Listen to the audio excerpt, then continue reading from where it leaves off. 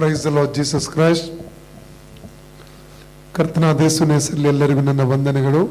Greetings in the name of our Lord Jesus Christ. Hallelujah. ನಿಮ್ಮ ಮಧ್ಯದಲ್ಲಿ ಪುನಃ ಬಂದು ವಾಕ್ಯವನ್ನು ಹಂಚುವುದಕ್ಕೆ ಕರ್ತನು ಕೊಟ್ಟ ಕೃಪೆಗಾಗಿ ಕರ್ತನಿಗೆ ವಂದನೆ ಹೇಳ್ತೇನೆ. I thank the Lord for giving me the grace to share the word of God in the midst of you. ಈ ಸಭೆಯ ಪಾಲಕರಾದ ಪಾಸ್ಟರ್ ಮ್ಯಾಕ್ಸ್ ಹಾಗೂ ಪಾಸ್ಟರ್ ಲೆಸ್ಲಿ ಅವರಿಗೂ ನನ್ನ ವಂದನೆಗಳು. Greetings to both Pastor Max and Pastor Leslie also. ತಮಗೆಲ್ಲರಿಗೂ ಯೇಸುವಿನ ಹೆಸರಲ್ಲಿ ನನ್ನ ವಂದನೆಗಳು. Greetings to you all in the name of our Lord Jesus Christ. Hallelujah. Hallelujah. ನಾವು ಪ್ರಾರ್ಥನಾ ಪೂರ್ವಕವಾಗಿ ಇವತ್ತಿನ ವಾಕ್ಯವನ್ನು ಧ್ಯಾನಿಸೋಣ. Let us meditate the word of God by beginning with prayer. ಪ್ರೀತಿ ಸ್ವರೂಪನಾದ ನಮ್ಮ ಪರಲೋಕ ತಂದೆ, ಯೇಸುವಿನ ನಾಮದಲ್ಲಿ ಪವಿತ್ರಾತ್ಮನ ಸಹಾಯದೊಂದಿಗೆ ನಿನ್ನ ಪಾದ ಪೀಠಕ್ಕೆ ನಾವು ಬಂದಿದ್ದೇವೆ. ಈ ಒಳ್ಳೆಯ ಸಮಯಕ್ಕೋಸ್ಕರ ನಿನಗೆ ಸ್ತುತಿ ಸ್ತೋತ್ರವನ್ನು, ಘನತೆ, ಮಾನ, ಮಹಿಮೆಯನ್ನು ಸಲ್ಲಿಸುತ್ತೇವೆ. ನಿನ್ನ ವಾಕ್ಯದಲ್ಲಿ ಜೀವ ಇದೆ. ವಾಕ್ಯ ಮಾತಾಡುವಂಥದ್ದು, ನಿನ್ನ ವಾಕ್ಯ ಕಟ್ಟುವಂಥದ್ದಾಗಿದೆ. ವಾಕ್ಯದ ಮೂಲಕ ನಮ್ಮೆಲ್ಲರ ಜೊತೆಯಲ್ಲಿ ಮಾತನಾಡಬೇಕಾದ ಕರ್ತನೆ ಕೇಳ್ಕೊಳ್ತಾನೆ. ಯಾವ್ಯಾವ ವೇದನೆ ನೋವಿನಲ್ಲಿ ಯಾರು ಬಂದಿದ್ದರೋ ಅವರೆಲ್ಲರಿಗೂ ಬಿಡುಗಡೆಯನ್ನು, ಸೌಖ್ಯವನ್ನು ಅನುಗ್ರಹಿಸಬೇಕಾದ ಕರ್ತನೆ ಕೇಳ್ಕೊಳ್ತಾನೆ. ನಮ್ಮನ್ನು ತಗ್ಗಿಸಿ ಪರಿಶುದ್ಧ ಕರೆಗೊಪ್ಪಿಸಿಕೊಡ್ತಾನೆ. ಯೇಸುವಿನ ಹೆಸರಲ್ಲಿ ತಂದೆ, amen. Hallelujah. Book of Daniel chapter 6:10 ವಾಕ್ಯ ಓದಿಕೊಳ್ಳೋಣ. Let's read from the book of Daniel chapter 6 verse 10.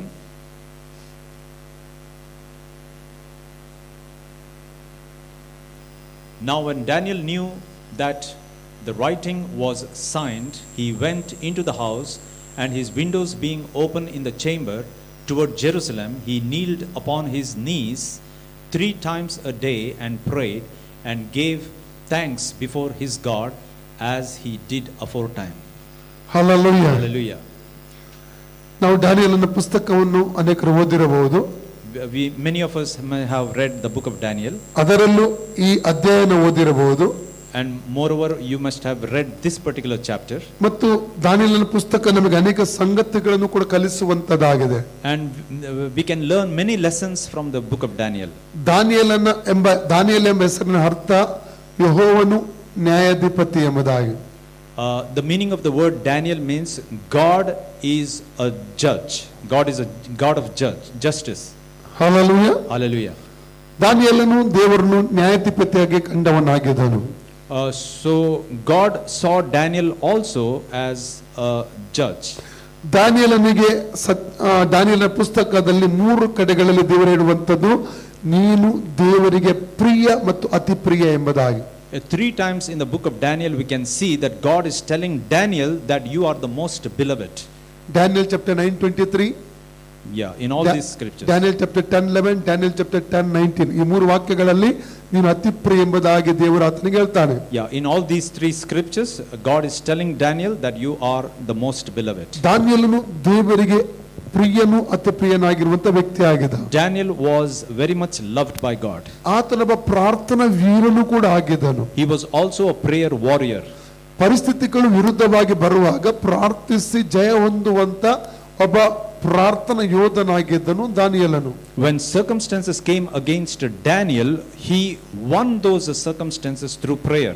ದಾನಿಯೇಲನ ಜೀವಿತವನ್ನು ಧ್ಯಾನಿಸುವುದಾದರೆ, when we meditate on the life of Daniel, ಆತನೊಬ್ಬ ಗುಲಾಮನಾಗಿ ಆತನು ಬಾಬೆಲಿಗೆ ಒಯ್ಯಲ್ಪಡುತ್ತಾನೆ. he was a servant and he was taken captive to Babylon. Daniel chapter 1:1-4 ಅಲ್ಲಿ ನಾವು ಓದಬಹುದು. In Daniel chapter 1 verse 1-4 we can read that. ಒಬ್ಬ ಗುಲಾಮ ಅಥವಾ ಒಬ್ಬ ಕೈದಿ ಎಂಬುದಾಗಿ ಹೇಳುವಾಗ ಅವನಿಗೆ ಯಾವುದೇ ಹಕ್ಕು ಇರುವುದಿಲ್ಲ. When we call someone as a servant, he will have no rights. ಆದರೆ ದಾನಿಯೇಲನು ದೇವರ ಕೃಪೆಯಿಂದ ಉನ್ನತ ಸ್ಥಿತಿಗೆ ಏರಿಸಲ್ಪಟ್ಟನು. But through the grace of God, Daniel was lifted up to a higher position.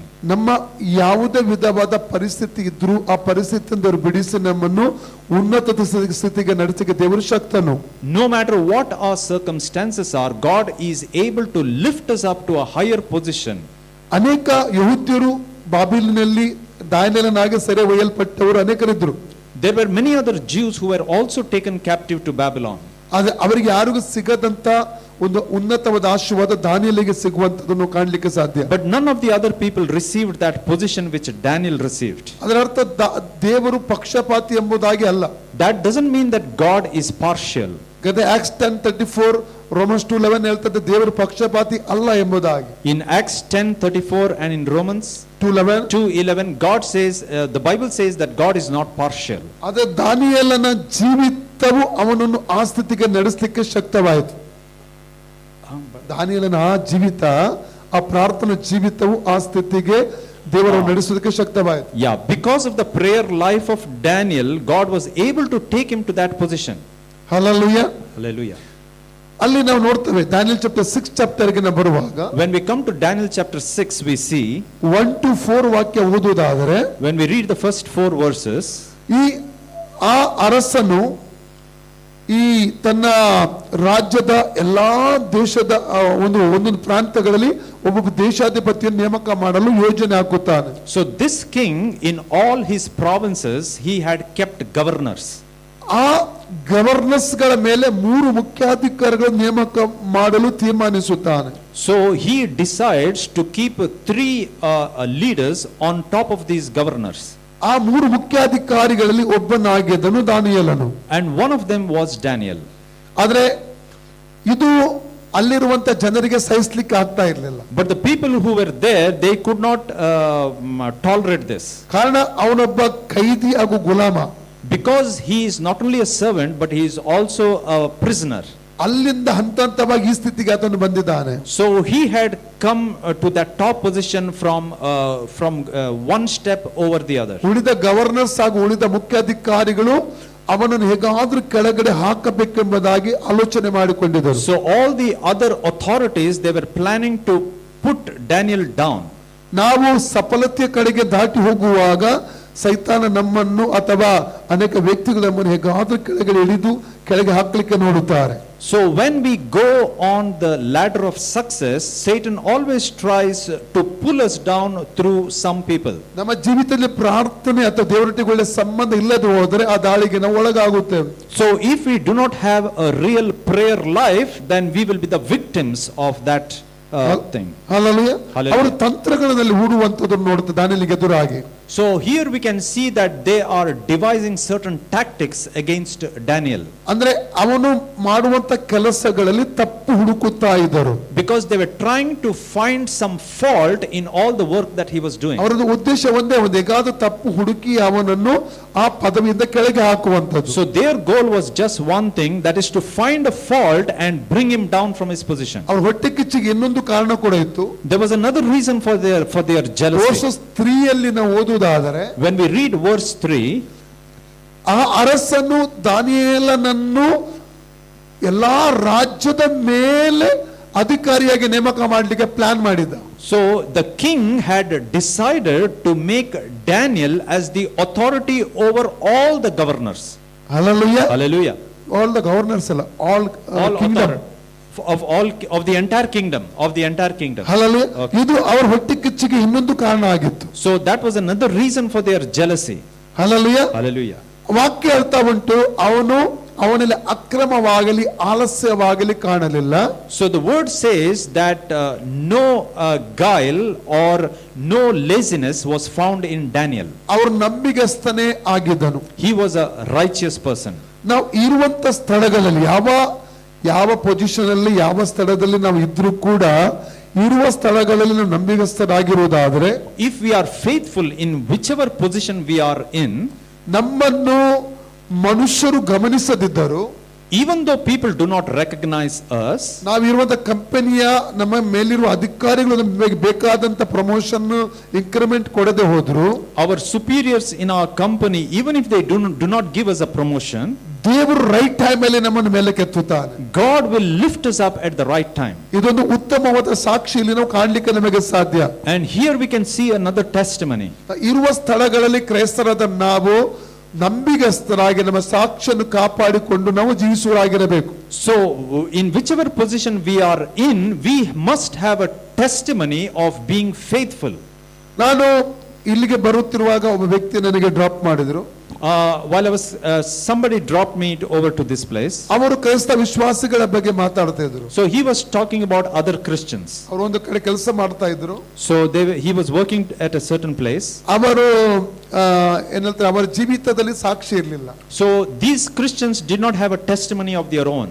ಎಲ್ಲಕ್ಕಿಂತ ಹೆಚ್ಚಾಗಿ ಆರ್ಥಿಕ ವಿಷಯಗಳಲ್ಲಿ, ಫೈನಾನ್ಸ್ ವಿಷಯದಲ್ಲಿ ಅವರಲ್ಲಿ ಸಾಕ್ಷಿ ಇರಲಿಲ್ಲ. So especially in the area of finances. ಲೋಕ ಪ್ರಕಾರ ಜೀವಿಸ್ತಾ ಇದ್ರು. So they were living according to the world. ಇದು ಅನೇಕ ಜನರು ದೇವರ ಕಡೆಗೆ ಬರಲಿಕ್ಕೆ ತಡೆ ಆಗಿರುತ್ತದೆ. So this will be a hindrance for other people to come towards Christ.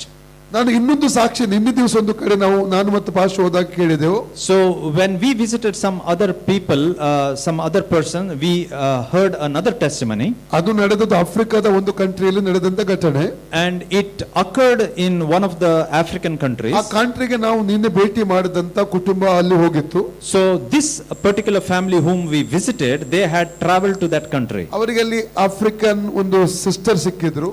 So they met a particular sister in that country. ಅವರು ಮುಸ್ಲಿಂ ಬ್ಯಾಕ್ ಗ್ರೌಂಡ್ ಆಗಿದ್ದರು. She had become a Christian from a Muslim background. ಅವರು ಯಾವುದೇ ಚರ್ಚ್ಗೆ ಇವತ್ತು ಹೋಗೋದಕ್ಕೆ ಇಷ್ಟಪಡ್ತಾ ಇಲ್ಲ. So she wasn't liking to attend any church. ಅವರು ಯೇಸುವನ್ನು ಪ್ರೀತಿ ಮಾಡ್ತಾ ಇದ್ದಾರೆ. But she loves Jesus. ಕಾರಣ ಅನೇಕರ ಜೀವಿತದಲ್ಲಿ ಸಾಕ್ಷಿ ಇಲ್ಲದೆ ಇರುವುರ ನಿಮಿತ್ತ ಅವರು ಇವತ್ತು ಚರ್ಚ್ಗೆ ಹೋಗ್ಲಿಕ್ಕೆ ಇಷ್ಟಪಡ್ತಾ ಇಲ್ಲ. That is because she could not see a testimony in the lives of Christians. ತುಂಬಾ ಅಳ್ತಾ ಇದ್ದಾರೆ ಎಂಬುದಾಗಿ ಅವರು ಹೇಳ್ತಾ ಇದ್ರು. And she was crying a lot. ಈ ರೀತಿಯಲ್ಲಿ ಅನೇಕ ಕಡೆಗಳನ್ನು ನೋಡ್ಲಿಕ್ಕೆ ಇವತ್ತಿನ ದಿನಗಳಲ್ಲಿ ನಮಗೆ ಸಾಧ್ಯ. And similarly we see such occurrences everywhere. ಆದ ಕಾರಣ ನಾವು ನಮ್ಮನ್ನೇ ಪರೀಕ್ಷಿಸಿಕೊಂಡು ನಾವು ಇರುವಂತಹ ಸ್ಥಳಗಳಲ್ಲಿ ನಾವು ಕ್ರಿಸ್ತಿಯ ಜೀವಿತ ನಂಬಿಗಸ್ತರಾಗಿ ಜೀವಿಸುವುದಾದರೆ ನಮಗೆ ಪ್ರತಿಫಲವನ್ನು ಕರ್ತನು ಕೊಡುವಾತನಾಗಿರುತ್ತಾನೆ. So if we examine ourselves and if we see that we remain faithful, then God is definitely going to bless us. ದಾನಿಯೇಲನ ಜೀವಿತದಲ್ಲಿ, ಕೆಲಸದಲ್ಲಿ ಯಾವುದರಲ್ಲಿ ಕೂಡ ತಪ್ಪು ಹುಡುಕುವಂತ ತಪ್ಪು ಕಂಡು ಬರಲಿಲ್ಲ. So nobody could find any fault in any of the work done by Daniel. ದಾನಿಯೇಲನಿಗೆ ಗೊತ್ತಿಲ್ಲ ಯಾರೋ ತಪ್ಪು ಹುಡುಕ್ತಾ ಇದ್ದಾರೆ ಎಂಬುದಾಗಿ. ದಾನಿಯೇಲನಿಗೆ ಗೊತ್ತಿಲ್ಲ ಯಾರೋ. So Daniel did not know that somebody is looking for a fault in him. ಗೊತ್ತಿದ್ರೆ ಇನ್ನೂ ಜಾಗೃತನಾಗುತ್ತಾ ಇದ್ದ. If he knew, then he would have been careful. ಅನೇಕ ಸಮಯಗಳಲ್ಲಿ ನಮ್ಮ ನನಗೆ ಗೊತ್ತುಂಟು, ನಮ್ಮ ಆರ್ಫನೇಜ್ ಅಲ್ಲಿ, ನಮ್ಮ ಇದರಲ್ಲಿ ಮೆಂಟಲ್ ರಿಹ್ಯಾಬ್ ಸೆಂಟರ್ ಅಲ್ಲಿ ಸಡನ್ಲಿ ಹೇಳದೆ ಕೆಲವು ಸಮಯಕ್ಕೆ ಸರ್ಕಾರದ ಅಧಿಕಾರಿಗಳು ಬರುತ್ತಾರೆ ಇನ್ಫೆಕ್ಷನ್ಗೋಸ್ಕರ. So in my ministry, in my asylum place, sometimes the government authorities come unexpectedly. ಆದ್ರೆ ನಾವು ಆ ಸಮಯದಲ್ಲಿ ನಾವು ತುಂಬಾ ನಮಗೆ ಗೊತ್ತು ಯಾವಾಗ ಬಂದ್ರು ನಾವು ರೆಡಿ ಆಗಿರಬೇಕೆಂಬುದು ನಮಗೆ ಗೊತ್ತುಂಟು, ಎಲ್ಲ ಪೇಪರ್ ಎಲ್ಲ ಸರಿಯಾಗಿರಬೇಕೆಂಬುದಾಗಿ. So we already know that whichever authorities come, that we should have the proper documents. Hallelujah. Hallelujah. ಆದ ಕಾರಣ ನಾವು ಇನ್ನೊಬ್ಬರಿಗೆ ತೋರಿಸುವುದಕ್ಕಾಗಿಲ್ಲ ಕ್ರಿಸ್ತ ಜೀವಿತ ಜೀವಿಸುವಂತದ್ದು. So we do not live the Christian life in order to show it to others. ನಾವು ಕರ್ತನ ದೃಷ್ಟಿಗೆ ಸರಿಯಾಗಿ ನಾವು ಜೀವಿಸುವವರಾಗಿರಬೇಕು. We must live the Christian life in order to please the Lord. ಕಾರಣ ಕರ್ತನು ನಮಗೆ ಪ್ರತಿಫಲ ಕೊಡುವಾತನಾಗಿದ್ದಾನೆ. Because God is going to bless us. ಇಲ್ಲದೆ ಹೋದ್ರೆ ಅನೇಕ ಆಶೀರ್ವಾದಗಳು ನಮ್ದು ಬ್ಲಾಕ್ ಆಗುತ್ತದೆ. Otherwise many of the blessings will be blocked. ಪ್ರಾರ್ಥನೆ ಜೀವಿತ ಇದೆ ಅನೇಕರಲ್ಲಿ. Many people are praying. Bible study ಮಾಡ್ತಾರೆ. They also attend Bible study. Friday ಸರಿಯಾದ ರೀತಿಯಲ್ಲಿ ಆರಾಧನೆಗೆ ಬರ್ತಾರೆ. Friday they attend the services. Special meeting ಅಲ್ಲಿ ಇರ್ತಾರೆ. And they also attend special meetings. ಅವರ ಜೀವಿತ ದೇವರ ಮುಂದೆ ಸರಿಯಾಗಿರುವುದಿಲ್ಲ. But their life is not right in the sight of God. Hallelujah. Hallelujah. ಆದ್ರೆ ಡ್ಯಾನಿಯೇಲನ ಕುರಿತು ಸತ್ಯವೇದ ಏನು ಹೇಳ್ತದೆ? But regarding Daniel, what is the word of God saying? Daniel chapter 6:4 ಅಲ್ಲಿ, In Daniel 6:4, ಡ್ಯಾನಿಯೇಲನು ನಂಬಿಗಸ್ತನಾಗಿದ್ದನು. it says that Daniel was faithful. Proverbs chapter 28:20 ಏನು ಹೇಳ್ತದೆ? Proverbs 28:20 says, ನಂಬಿಗಸ್ತನು ಆಶೀರ್ವಾದ ಪೂರ್ಣನಾಗುವನು. a faithful person will be a blessed person. ಲೋಕದವರು ನಮಗೆ ಏನು ಪ್ರತಿಫಲ ಕೊಡ್ಲಿಕ್ಕಿಲ್ಲ. The people of this world may not give us any reward. For example, ನಾವು ಕೆಲಸ ಮಾಡೋ ಒಂದು ಕಂಪನಿಯಲ್ಲಿ ಕೂಡ ನಾವು ನಂಬಿಗಸ್ತರಾಗಿ ಜೀವಿಸಿದ್ರು, ಕೆಲಸ ಮಾಡಿದ್ರು, ಅಲ್ಲಿಂದ ನಮಗೆ ಸರಿಯಾದ ಅಪ್ರಿಸಿಯೇಷನ್, ನಮಗೆ ಪ್ರತಿಫಲ ಸಿಗ್ಲಿಕ್ಕಿಲ್ಲ. So even in a company, even if you are faithful and if you work hard, you may not receive the right reward from the ಆದರೆ company. ನಮಗೆ ನಾವು ಅಲ್ಲಿ ಸರಿಯಾಗಿ ಕೆಲಸ ಮಾಡಿದ್ರೆ, ಸರಿಯಾಗಿ ನಿಂತ್ರೆ ಪ್ರತಿಫಲ ಕೊಡುವ ಒಬ್ಬ ದೇವರು ನಮಗಿದ್ದಾನೆ. But if we truly work faithfully in whichever company we are working in, God will definitely bless ದೇವರಿಗೆ us. ಗೊತ್ತು ಯಾರ ಜೊತೆ ಯಾವಾಗ ಯಾವ ರೀತಿಯಲ್ಲಿ ಮಾತಾಡಬೇಕೆಂಬುದಾಗಿ. God knows whom to bless at what time. ಇಲ್ಲಿ ಅವರಿಗೆ ಯಾವುದೇ ತಪ್ಪು ಸಿಗಲಿಲ್ಲ ಅವನನ್ನು ಎಳೆದು ಕೆಳಗೆ ಹಾಕ್ಲಿಕ್ಕೆ. So here they could not find any fault in Daniel. Versus 5 ವಾಕ್ಯ ಓದುವಾಗ When we read verse 5, ಅವರು ತಮ್ಮೊಳಗೆ ಒಂದು ಡಿಸ್ಕಷನ್ ಮಾಡಿಕೊಳ್ತಾರೆ. so they discuss among themselves. ಇವನನ್ನು ಎಳೆದು ಕೆಳಗೆ ಹಾಕ್ಲಿಕ್ಕೆ ಒಂದೇ ಒಂದು ರೀಸನ್ ಇದೆ, ಇದು ಅವನ ಆತ್ಮಿಕವಾದ ಜೀವಿತ. So there is only one way we can pull him down, and that is his spiritual life. Hallelujah. Hallelujah. ಆ ವಿಷಯದಲ್ಲಿ ಅವನು ಹೇಗಾದ ಸಿಕ್ಕಾಕಿಸಿಕೊಂಡು ಅವನ ತೊಂದರೆಗೆ ಒಳಪಡಿಸಬಹುದು. So they were trying to con him through that spiritual life. ಸೈತಾನನು ಅವಕಾಶಗಳನ್ನು ಹುಡುಕುವಾತನಾಗಿರುತ್ತಾನೆ.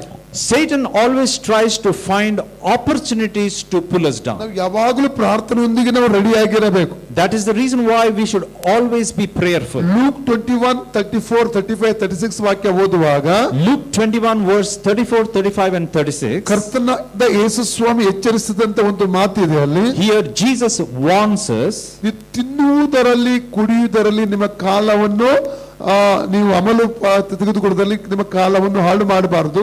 that you should not waste your time in eating and drinking. ಆದರೆ ಆ ದಿನವು ಪಕ್ಕನೆ ನಿಮ್ಮ ಮೇಲೆ ಉರುಳಿನಂತೆ ಬರಬಾರದು. But that particular day should not come upon you unaware. ಪ್ರಾರ್ಥನೆ ವಿಜ್ಞಾಪನೆ ಮಾಡುತ್ತಾ ಯೇಸು ಕ್ರಿಸ್ತನ ಮುಂದೆ ನಿಲ್ಲುವುದಕ್ಕಾಗಿ ನೀವು ಯಾವಾಗಲೂ ಸಿದ್ಧರಿರಬೇಕೆಂಬುದಾಗಿ ಅಲ್ಲಿ ಆ ವಾಕ್ಯದ ಕರ್ತನ ಎಚ್ಚರಿಸುತ್ತಾನೆ. So Jesus warns that we should always be prayerful and be vigilant for his coming. ಇವತ್ತು ನಮ್ಮ ಸುತ್ತಮುತ್ತಲಿನ ದಿನಗಳ ವಿಷಯಗಳನ್ನು ನಾವು ಗಮನಿಸುವುದಾದರೆ, When we look around us today, ಯೇಸು ಕ್ರಿಸ್ತನ ರಹಸ್ಯ ಬರೋಣ ಹತ್ತಿರ ಇದೆ ಎಂಬುದಾಗಿ ನಮಗೆ ಸೂಚನೆ ಕೊಡುತ್ತದೆ. so it gives us a sign that the return of Jesus is imminent. Important, ನಾವು ಇವತ್ತು ರೆಡಿ ಆಗಿದ್ದೇವಾ ಇಲ್ವೇ ಎಂಬುದಾಗಿ. The most important thing is we should ask ourselves, are we ready? ಅವ ಯಾವಾಗ ಬೇಕಾದ್ರೆ ಅದು ನಡೆಯಬಹುದು ಇನ್ನು ಮುಂದೆ. So anytime it can happen. ಸತ್ಯವೇದದಲ್ಲಿ ಇಂಥದೇ ದಿವಸ, ಇಂಥದೇ ಗಂಟೆ, ಇಂಥದೇ ಕ್ಷಣ ಅಂತ ಎಲ್ಲಿ ಕೂಡ ಬರೆಯಲ್ಪಟ್ಟಿಲ್ಲ. So the Bible doesn't say on which date Jesus is going to come back.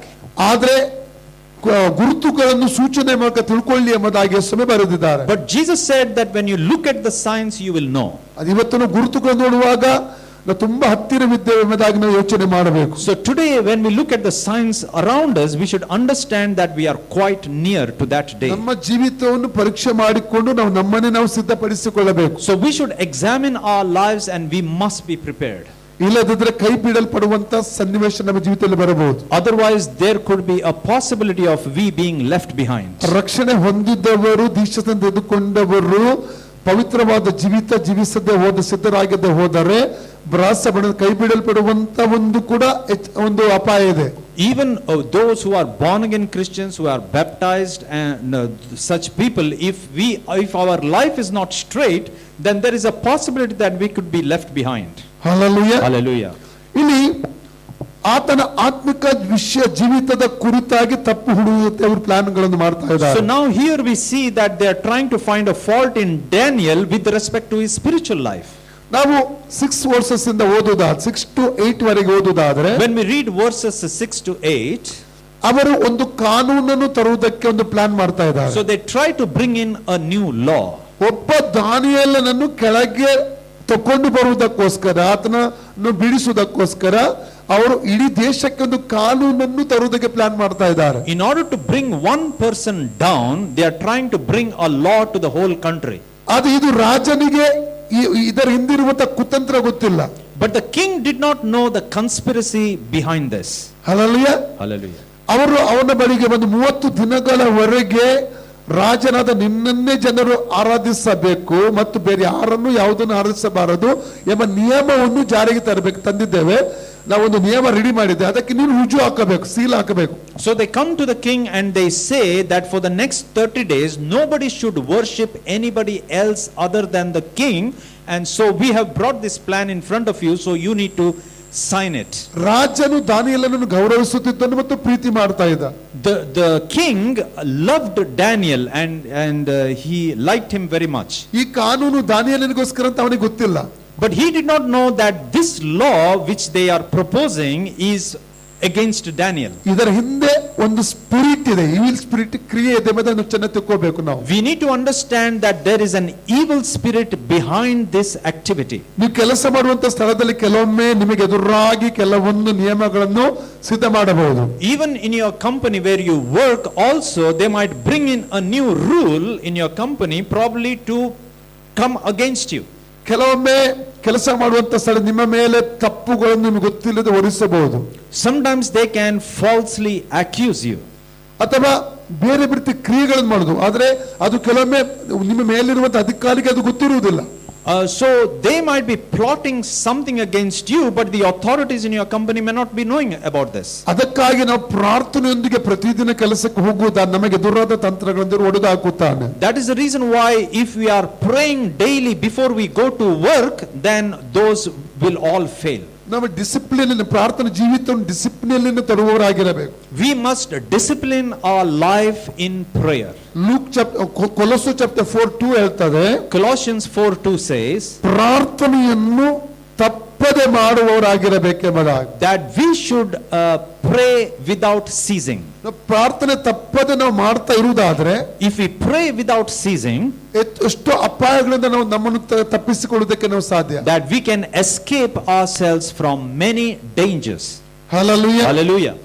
ಇಲ್ಲಿ 9ನೇ ವಾಕ್ಯದಲ್ಲಿ ಓದುತ್ತೇವೆ, When we look at verse 9, ರಾಜನು ಆ ಶಾಸನಕ್ಕೆ ರುಜು ಹಾಕುತ್ತಾನೆ, ಸಿಗ್ನೇಚರ್ ಹಾಕ್ತಾನೆ. so here we see that king is putting his signature on that new. ರಾಜನಿಗೆ ಗೊತ್ತಿಲ್ಲ ಇದು ದಾನಿಯೇಲನಿಗೋಸ್ಕರವಾಗಿ ತರ್ತಾ ಇದ್ದಾರೆ ಎಂಬುದಾಗಿ. But the king did not know that this law was proposed against Daniel. ರಾಜನು ಯೋಚಿಸಿದ್ದು, ರಾಜನ ಮೇಲಿರುವ ಪ್ರೀತಿಯಿಂದ ಈ ಜನರು ತನ್ನನ್ನು ಆರಾಧಿಸಬೇಕೆಂಬ ಉದ್ದೇಶದಿಂದ ತರ್ತಾ ಇದ್ದಾರೆ ಎಂಬುದಾಗಿ. So the king was thinking that because they love the king, that is why they have brought this new law. Hallelujah. Hallelujah. ಕೆಲವೊಮ್ಮೆ ನಮಗೆ ಎದುರಾಗಿ ಯಾರೆಲ್ಲ ಅಧಿಕಾರ ಕ್ರಿಯೆ ಮಾಡ್ತಾರೆ ಅವರಿಗೆ ಗೊತ್ತಿರು ಯಾಕೆ ಅವರು ನಮಗೆ ವಿರೋಧವಾಗಿ ನಿಂತಿದ್ದಾರೆ ಎಂಬುದಾಗಿ. Sometimes the authorities who bring in new rules, they themselves do not know, they will not know that those rules are against us. ಅಧಿಕಾರಿಗಳ ಹಿಂದಿರುವಂತ ದುರಾತ್ಮಗಳನ್ನು ಅರೆಸ್ಟ್ ಮಾಡಿ ನಾವು ಪ್ರೇಯರ್ ಮಾಡಬೇಕು.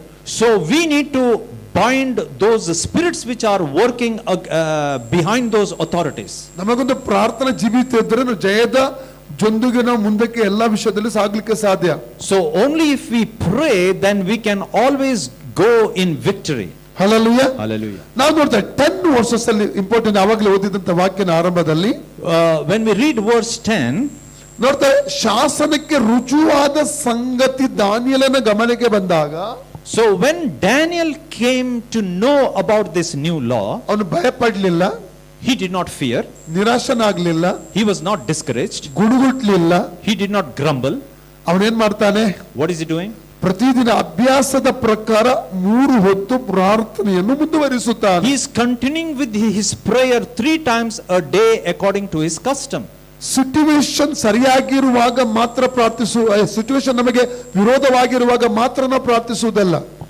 Only when the circumstances go against us, we should not be praying. ನಾವು ಪ್ರತಿದಿನ ಪ್ರಾರ್ಥನಾ ಜೀವಿತವನ್ನು ಅಭ್ಯಾಸ ಮಾಡುವವರಾಗಿರಬೇಕು. We should be praying all the time and we should make it as a habit.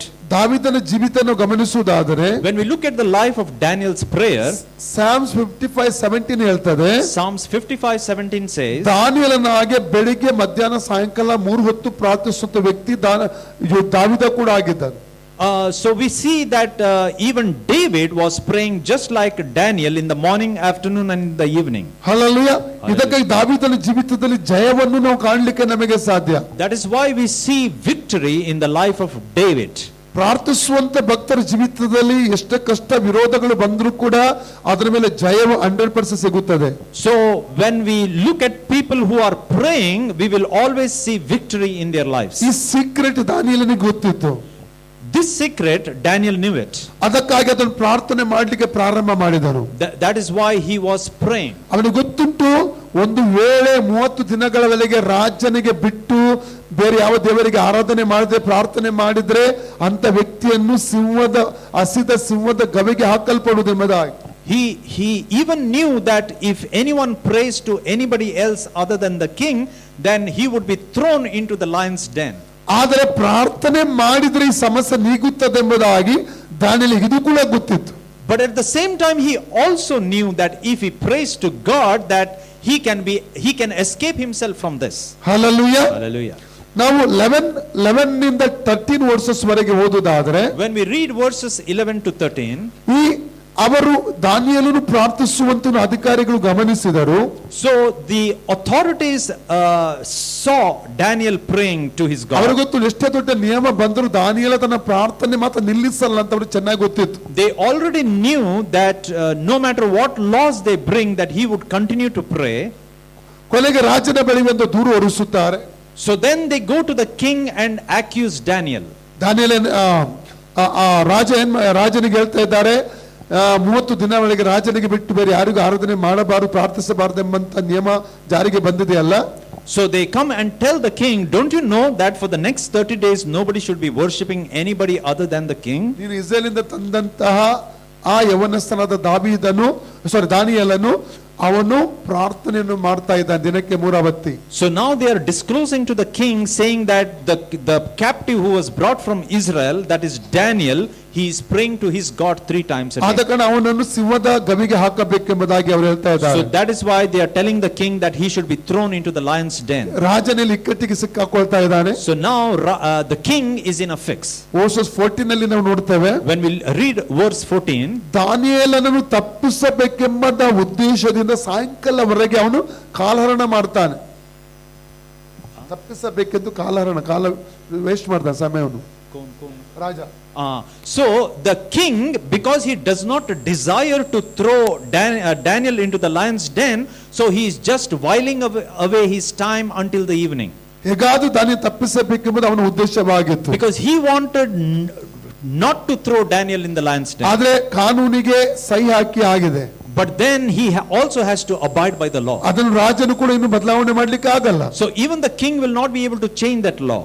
ಅದನ್ನು ಕಂಡಂತ ಅಧಿಕಾರಿಗಳು 15-16 ನಲ್ಲಿ ಓದುತ್ತೇವೆ, ನೀನು ಇದರಲ್ಲಿ ಮುಖದಾಕ್ಷಿಣ್ಯ ಮಾಡಬಾರದು, ನೀನು ದಾನಿಯೇಲನಿಗೆ ಶಿಕ್ಷೆ ಕೊಡಿಸಬೇಕೆಂಬುದಾಗಿ ಹೇಳ್ತಾರೆ. So these authorities in verse 15 and 16, they come and tell the king, saying that you should not hesitate to throw Daniel in the lion's den. ಕೊನೆಗೆ ದಾನಿಯೇಲನನ್ನು ಸಿಂಹದ ಗವಿಗೆ ಹಾಕಲಾಯಿತು.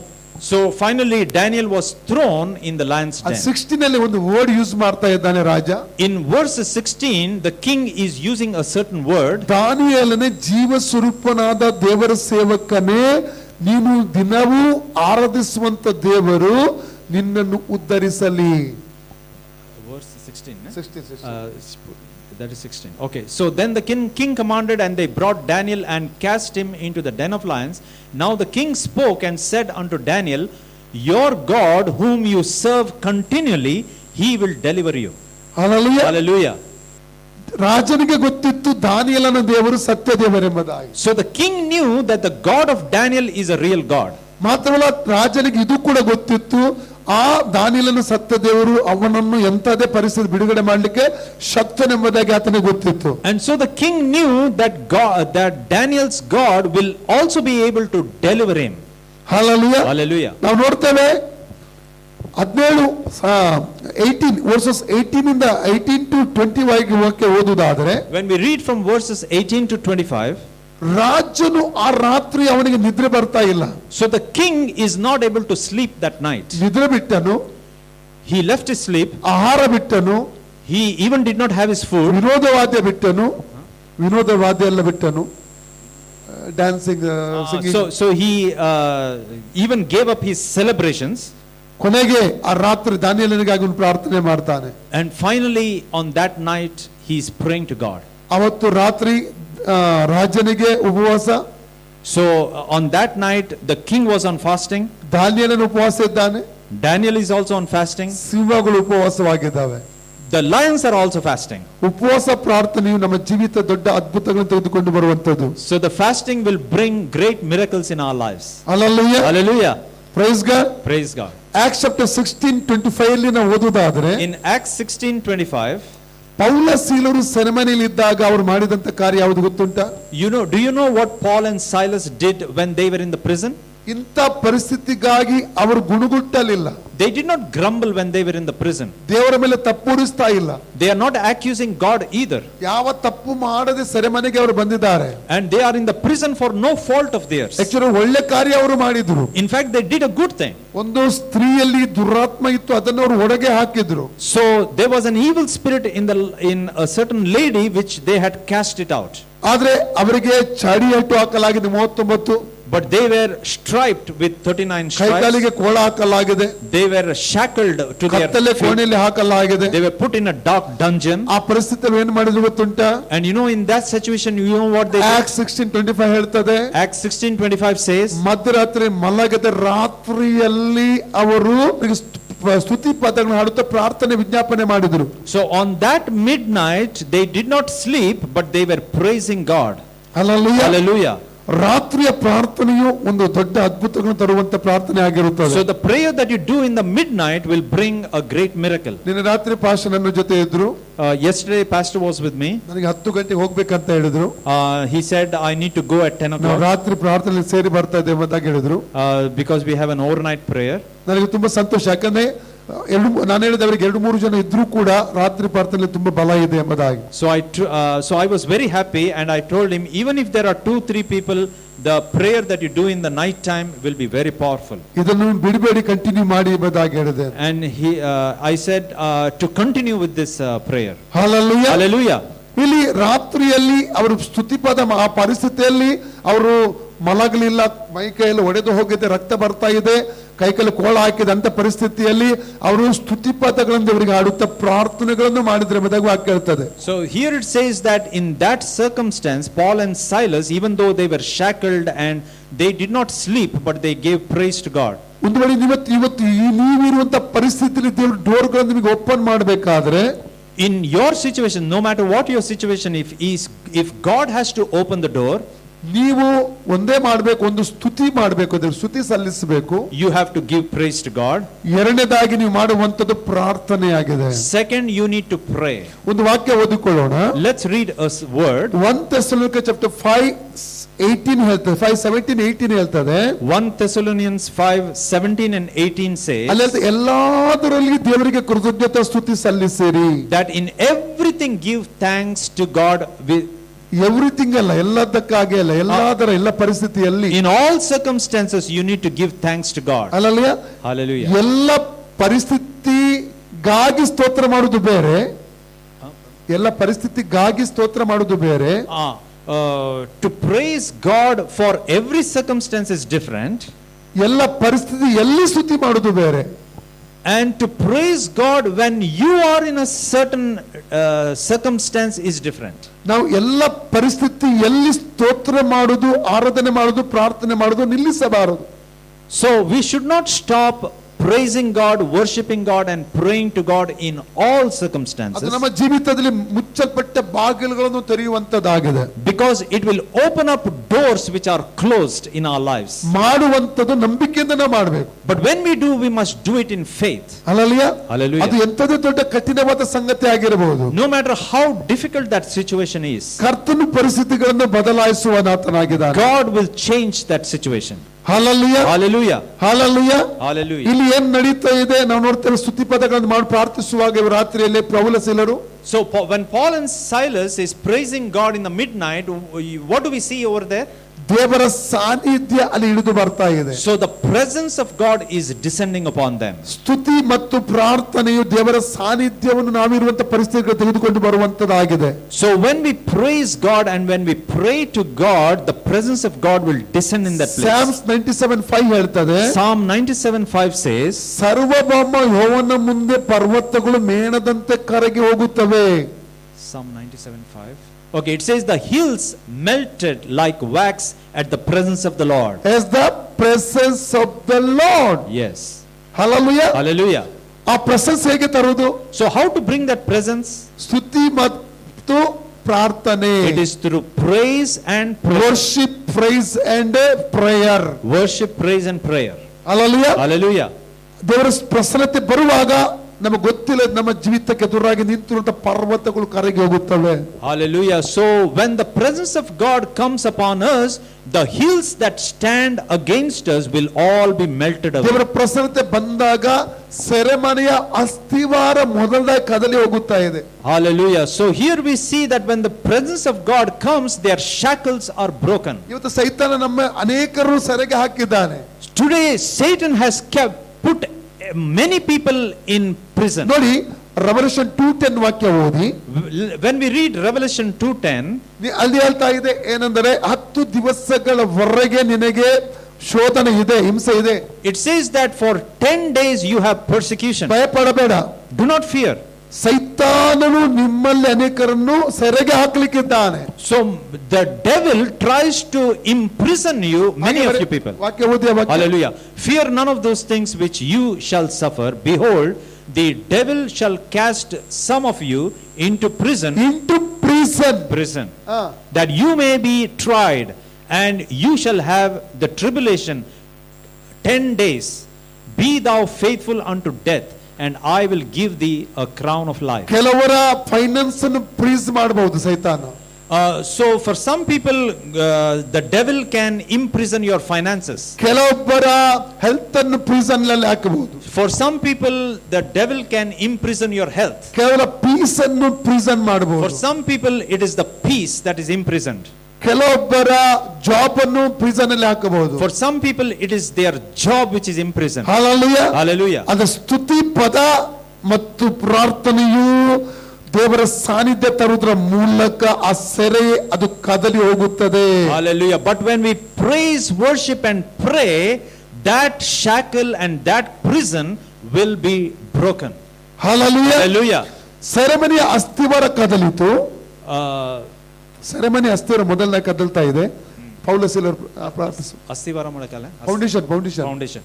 So the prison's foundation was destroyed. Hallelujah. Hallelujah. ಸೈತಾನನ ಇವತ್ತು ನಿಮ್ಮನ್ನು ಸೆರೆಗೆ ಹಾಕಿದ ಸೈತಾನ ಫೌಂಡೇಶನ್ ಕದಲಿಸುವಂತ ದಿವಸ ಮತ್ತು ಸಮಯವಾಗಿದೆ. Hallelujah. Today God is going to break that prison which the devil has imprisoned you. Hallelujah. ನಿಮ್ಮ ಮಕ್ಕಳ ಭವಿಷ್ಯವನ್ನು ಪ್ರಿಸನ್ ಅಲ್ಲಿ ಹಾಕಿರುವಂತ ಸೈತಾನಿಕ ಶಕ್ತಿ ಇವತ್ತು ಹೊಡೆದು ಹೋಗುತ್ತದೆ. Hallelujah. The devil who has imprisoned your children's destiny will be destroyed. Hallelujah. Hallelujah. Praise God. Praise God. ಎರಡನೇ ಸಂಗತಿ ಏನಾಯ್ತು ಅಲ್ಲಿ? What is the second thing that happened over there? ಸೆರೆಮನೆಯ ಕದಗಳು ಓಪನ್ ಆಗ್ತಾ ಇದೆ, ಡೋರ್ಗಳು ಓಪನ್ ಆಗ್ತಾ ಇದೆ. So the prison doors get opened. Hallelujah. Hallelujah. ನೋಡಿ ಒಂದು 107 Psalms 107 verse 16 ವಾಕ್ಯ ಓದಿ. verse 16. For he has broken the gates of brass and cut the bars of iron in sunder.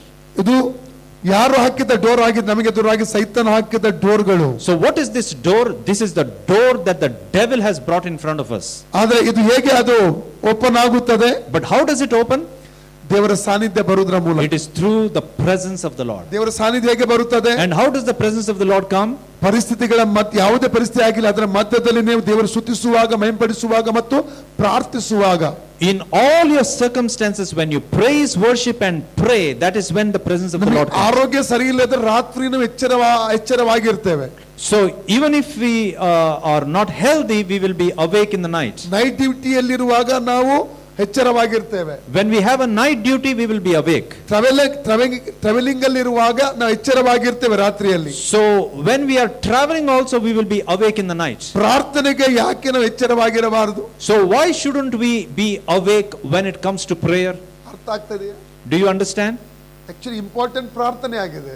The most important thing is prayer. Actually ಎಲ್ಲ black magic ಕತ್ತಲ ಕಾರ್ಯಗಳು ನಡೆಯುವುದು ರಾತ್ರಿ ಸಮಯದಲ್ಲಿ. All the evil works such as black magic and all those things happens during the night. ನೀವು ಎಚ್ಚರವಾಗಿ ರಾತ್ರಿ ಪ್ರಾರ್ಥನೆ ಮಾಡುವಾಗ ಅಲ್ಲಿ ಬಂಧನಗಳು ಒಡೆದು ಹಾಕುತ್ತದೆ ದೇವರು. So when you pray in the night, God is going to destroy all those shackles. ದೇವರು ಏನು ಹೇಳ್ತಾನೆ ಗೊತ್ತುಂಟಾ? You know what God says? 107 Psalms verses 14 ವಾಕ್ಯ ಓದಿ. In Psalm 107 verse 14, ಅವರ ಬಂಧನಗಳನ್ನು ನಾನು ಒಡೆದಾಕಿ ಅವರನ್ನು ಕತ್ತಲೆಯಿಂದ ಹೊರಗೆ ತರ್ತೇನೆ ಎಂಬುದಾಗಿ. He brought them out of darkness and the shadow of death and broke their bands in sunder.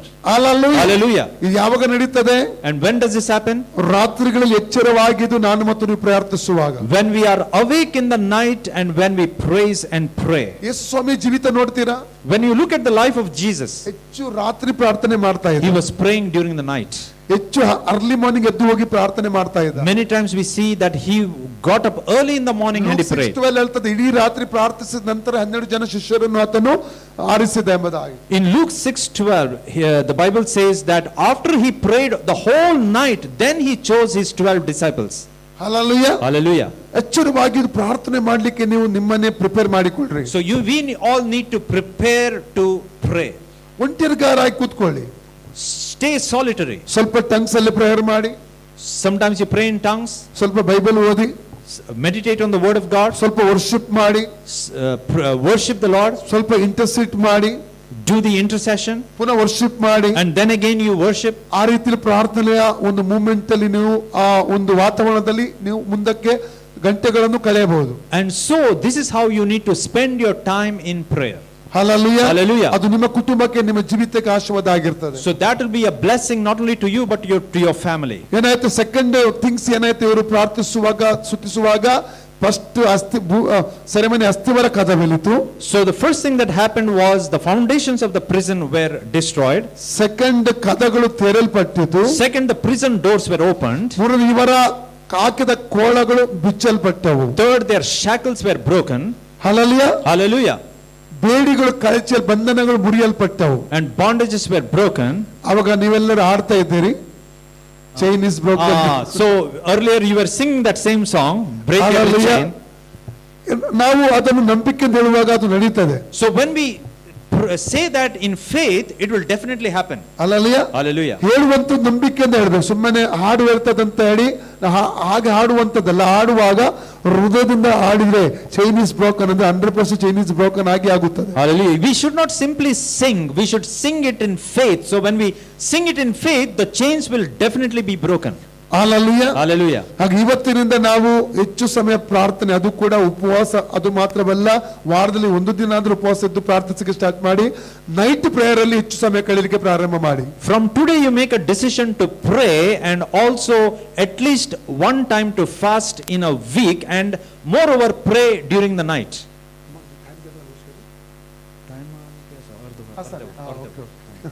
Okay, Daniel chapter 6 ಗೆ ನಾವು ಬರುವ 18 ಇಂದ ನಾವು ನೋಡುವುದಾದ್ರೆ, ರಾಜನು ರಾತ್ರಿ ಮಲಗದೆ ಆರಸವಿಸದೆ ಆತ ಎಚ್ಚರವಾಗಿರುವುದನ್ನು ನೋಡ್ತೇವೆ ನಾವು. So here in Daniel chapter 6 verse 18 we see that the king is not sleeping throughout the night.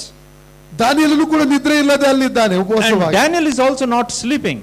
19 versus ಅಲ್ಲಿ ಓದುವುದಾದ್ರೆ, When we look at verse 19, early morning ರಾಜನು ದಾನಿಯೇಲನಿದ್ದ ಗವಿಯ ಬಳಿಗೆ ಹೋಗ್ತಾನೆ. so early morning the king rises and he goes near the den. ಯಾಕೆ ಹೋದ ಗೊತ್ತುಂಟಾ? You know why he went there?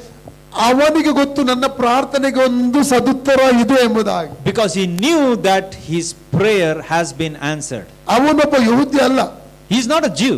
ಸತ್ಯದೇವರು ಯಾರು ಅವನಿಗೆ ಗೊತ್ತಿಲ್ಲ. He doesn't know who is the true God. ದಾನಿಯೇಲನನ್ನು ನೋಡಿ ನೋಡಿ ಅವನು ಸತ್ಯದೇವರನ್ನು ತಿಳ್ಕೊಂಡಿದ್ದಾನೆ. By looking at Daniel, he has understood who the true God is. ದಾನಿಯೇಲ ನೋಡುವಾಗ ಯಾವಾಗಲೂ ಪ್ರೇಯರ್ ಮಾಡ್ತಾ ಇದ್ದಾನೆ. ದಾನಿಯೇಲ ಯಾವಾಗ ನೋಡ್ತಾ ಇರುವಾಗ ರಾಜನು ಅವನು ಪ್ರಾರ್ಥನೆ ಮಾಡ್ತಾ ಇರ್ತಾನೆ. So every time when the king looks at Daniel, he is praying. ದಾನಿಯೇಲ ಯಾವಾಗಲೂ ಬಾಯಲ್ಲಿ ಅವನ ವಾಕ್ಯ ಬರ್ತಾ ಉಂಟು, ಬೈಬಲ್ ವಾಕ್ಯ ಬರ್ತಾ ಇದೆ. So every time out of the mouth of Daniel, the word of God is coming. ಅದನ್ನು ನೋಡಿ ಕೇಳಿ ಕೇಳಿ ರಾಜನು ಕೂಡ ಇವತ್ತು ಒಬ್ಬ ವಿಶ್ವಾಸಿಯಾಗಿದ್ದಾನೆ. So by looking at that and by listening to that, the king also has become a believer. ನೋಡಿ, acts chapter 12:5 ಅಲ್ಲಿ ಒಂದು ಘಟನೆ ನಡೀತದೆ. In Acts 12:5 we can see an incident. ಪೇತ್ರ ಸೆರೆಮನೆಯಲ್ಲಿದ್ದಾಗ Peter, when he was in a prison, ಸಭೆ ಪ್ರಾರ್ಥಿಸಿತು. the church prayed. Acts 12:12. Acts 12:12. Hallelujah. Hallelujah. Correct ಅಲ್ಲ? Yes.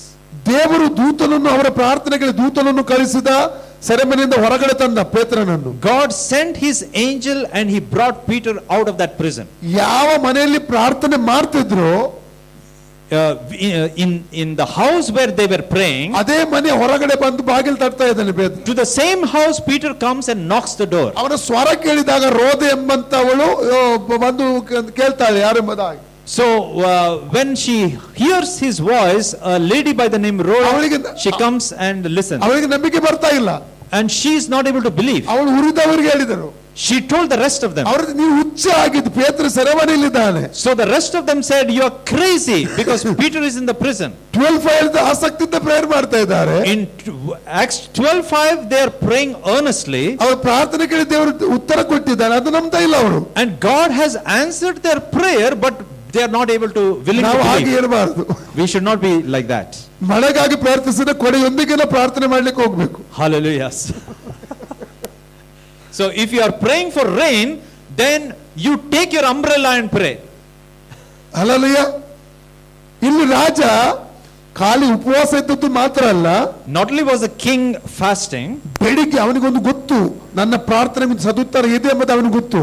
he also knows that his prayer has been answered. ಅವನು ಬೆಳಿಗ್ಗೆ ಓಡಿ ಹೋಗ್ತಾನೆ ದಾನಿಯೇಲನಿರುವಂತ ಸಿಂಹದ ಭವ್ಯ ಆ ಬಾಗಿಲಿನ ಬಳಿಗೆ. So early in the morning he runs to the den to look at Daniel. ದಾನಿಯೇಲನೇ, ಜೀವ ಸ್ವರೂಪನಾದ ದೇವರ ಸೇವಕನೇ, ನೀನು ನಿತ್ಯವೂ ಭಜಿಸುವ ದೇವರು ನಿನ್ನನ್ನು ಸಿಂಹಗಳಿಂದ ಉದ್ಧರಿಸಲು ಶಕ್ತನಾದನೆಂಬುದಾಗಿ ಕೇಳ್ತಾ ಇದ್ದಾನೆ. So he is telling, okay, let me read that. Then the king arose very early in the morning and went in haste unto the den of lions. And when he came to the den, he cried with a lamentable voice unto Daniel, and the king spoke and said to Daniel, O Daniel, servant of the living God, is thy God whom thou servest continually able to deliver you from the lions? Hallelujah. Hallelujah. ನಮ್ಮ ಪ್ರಾರ್ಥನೆ ಈ ರೀತಿಯಲ್ಲಿ ಇರಬೇಕು. And this is how our prayer should be. ನಾನು ಪ್ರಾರ್ಥನೆ ಮಾಡುತ್ತ ವಿಷಯಕ್ಕೆ ಸದುತ್ತರ ಸಿಗುತ್ತದೆ ಎಂಬ ನಂಬಿಕೆಯೊಂದಿಗೆ ನಾವು ಪ್ರಾರ್ಥನೆ ಮಾಡಬೇಕು. When we pray, we should know that the answer is imminent.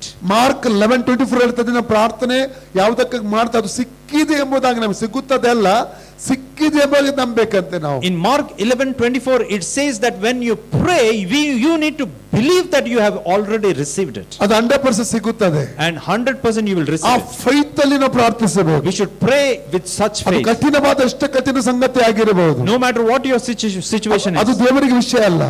It's not a big deal for God. ದೇವರಿಗೆ ವಿಷಯ ನಂಬಿಕೆ, ನಾವು ಮಾಡುವ ಪ್ರಾರ್ಥನೆ ನಂಬಿಕೆ. So God is looking for faith in our prayer. Hallelujah. Hallelujah. ಈಗ ದಾನಿಯೇಲನ ಆತನಿಗೆ 20, 21, 22 ಅಲ್ಲಿ ಉತ್ತರ ಕೊಡುವಂತದ್ದು. In verses 20, 21 and 22, ದಾನಿಯೇಲನು ಹೇಳ್ತಾನೆ, ರಾಜನೇ, and here Daniel says, O king, ನಾನು ನಿತ್ಯವೂ ಭಜಿಸುವ ದೇವರು ನನ್ನನ್ನು ಸಿಂಹಗಳಿಂದ ತಪ್ಪಿಸಿದನು. so God has made me to escape from my God whom I worship him every day. ಆತನು ದೇವದೂತನನ್ನು ಕಳಿಸಿ ಸಿಂಹಗಳ ಬಾಯನ್ನು ಬಂಧಿಸಿದನು. He sent his angels and he stopped the mouths of the lions. 4 ಸಂಗತಿ ಆತನಲ್ಲಿ ಹೇಳ್ತಾನೆ. So he is telling 4 things. ತನ್ನ ದೂತನನ್ನು ಕಳಿಸಿ ಆತನು ಸಿಂಹಗಳ ಬಾಯನ್ನು ಬಂಧಿಸಿದನು. He sent his angels and he stopped the mouth of the lions. ಎರಡನೇದಾಗಿ ಅವುಗಳಿಂದ ನನಗೆ ಯಾವುದೇ ಹಾನಿ ಆಗದಂತೆ ಕಾಪಾಡಿದನು. Second thing is that God protected me from any danger from these lions. Third, ಆತನ ಹೇಳ್ತಾನೆ, ಆತನ ದೃಷ್ಟಿಗೆ ನಾನು ನಿರ್ಮಲಾಗಿ ಕಂಡೆನು. ಆತನ ದೃಷ್ಟಿಗೆ ನಿರ್ಮಲನಾಗಿ ಪವಿತ್ರ ಪರಿಶುದ್ಧನಾಗಿ ಕಂಡೆನು. And I found my God as a holy God. ನಾನಲ್ಲ, ದೇವರ ದೃಷ್ಟಿಗೆ ನಾನು ಪವಿತ್ರನಾಗಿ ಕಂಡೆ. So in God's sight I was found holy. Hallelujah. Hallelujah. Fourth, ರಾಜನಾದ ನಿನಗೂ ಯಾವುದೇ ತೊಂದರೆ ನಾನು ಮಾಡಲಿಲ್ಲ. And the fourth thing is that you king, I have not harmed you in any way.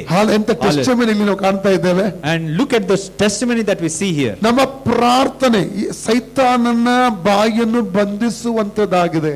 So our prayer can stop the mouth of the devil. ಸೈತಾನ ನಮ್ಮ prison ಅಲ್ಲಿ ಹಾಕ್ಲಿಕ್ಕೆ ನೋಡಬಹುದು. So the devil can try to put you in the prison. ಪ್ರಾರ್ಥನೆ ಅದೇ prison ಹೊಡೆದಾಕುವಂತೆ ಅಲ್ಲಾಡುವಂತೆ ಮಾಡ್ತದೆ. But your prayer will destroy that prison itself. ನಮ್ಮ ಪ್ರಾರ್ಥನೆಯು ಸೈತಾನನ ಬಂಧನಗಳನ್ನು ಹೊಡೆದಾಕುವಂತದ್ದಾಗಿದೆ. Our prayer will destroy the bondages. ಸೈತಾನನ ಪ್ರಾರ್ಥನೆಗೆ ಎದುರುತ್ತಾನೆ.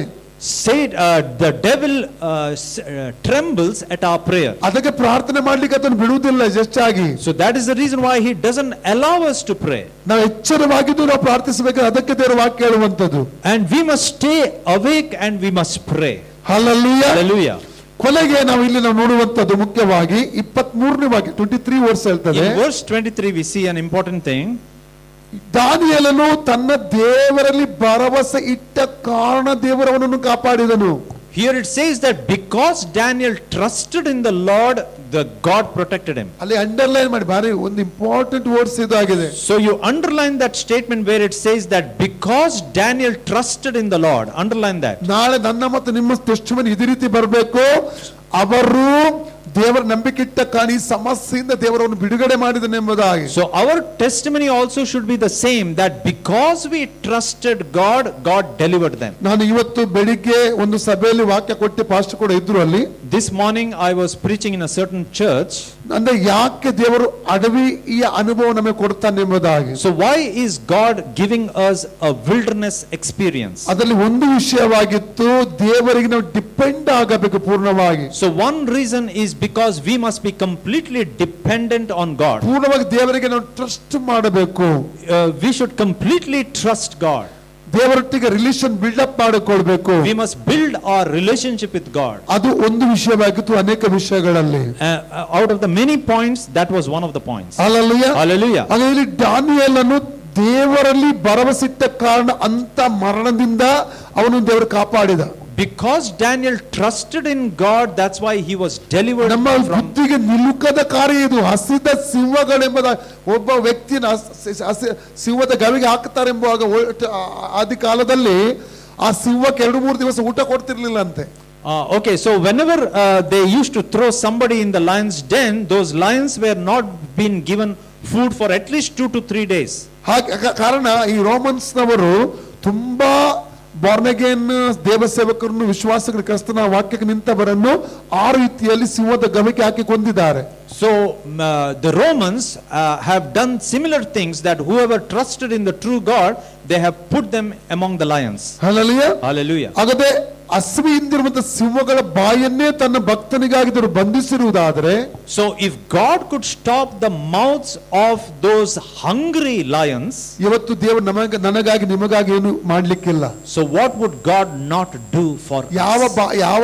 ಯಾವುದರ ಬಾಯಿ ಬಂಧಿಸಬೇಕೋ ಯಾವುದರ ಬಾಯಿ ತೆರೆಬೇಕೋ ದೇವರಿಗೆ ಚೆನ್ನಾಗಿ ಗೊತ್ತುಂಟು. So God knows whose mouth should be stopped and whose mouth should be ಅದು opened. ನಮಗೆ ಆ ಟ್ರಸ್ಟ್, ಆ ನಂಬಿಕೆ ದೇವರ ಮೇಲೆ ಬರಬೇಕು, positive. But we must have that trust to believe in God, ದೇವರು ನನಗಾಗಿ ಮಾಡಿಯೇ ಮಾಡ್ತಾನೆ. that God would definitely answer my prayer, ನನ್ನ ಮಕ್ಕಳಿಗೆ ಒಂದು ಡೋರ್ ಓಪನ್ ಆಗಿಯೇ ಆಗುತ್ತದೆ, that God would open a door for my children, job ಸಿಕ್ಕಿಯೇ ಸಿಗುತ್ತದೆ, that I would definitely receive a job. Hallelujah. ಆ Hallelujah. ಟ್ರಸ್ಟ್ ಒಂದಿಗೆ ನಾವು ನಿಲ್ಲುವವರಾಗಿರಬೇಕು. We should stand with such kind of trust. Hallelujah. Hallelujah. ಐಸಾಯ 26:4 ಹೇಳ್ತದೆ, Isaiah 26:4 says, ದೇವರಲ್ಲಿ ಭರವಸೆ ಇಟ್ಟರೆ ಆತನು ಶಾಶ್ವತವಾದ ಆಶ್ರಯಗಿರಿ, ಪರ್ಮನೆಂಟ್ ಶೆಲ್ಟರ್. ಸಿಕ್ಕಿದ್ದು ಓದಿ ವಾಕ್ಯ. ಐಸಾಯ 26:4. It says, trust ye in the Lord forever, for in the Lord Jehovah is everlasting strength. Everlasting ಆಶ್ರಯ ಅಂದ್ರೆ Refuge. Yeah. ಆಶ್ರಯ Why? ಅಂದ್ರೆ ಪರ್ಮನೆಂಟ್ ಆತ ನಮಗೋಸ್ಕರ ಏನಾಗಿರುತ್ತಾನೆ, ಆಶ್ರಯಗಿರಿ ಆಗಿರುತ್ತಾನೆ. Because God will be our refuge when we trust in Him. Hallelujah. Hallelujah. Trust ಎಂಬುವಂಥದ್ದು ನಾವು ಮನುಷ್ಯನ ಮೇಲೆ ಇಡುವಂಥದ್ದಲ್ಲ, ಅಥವಾ ಬೇರೆ ಯಾವ ಸಂಗತಿಯ ಮೇಲೆ ಇಡುವಂಥದ್ದಲ್ಲ. We are not trusting in a person or on any other thing.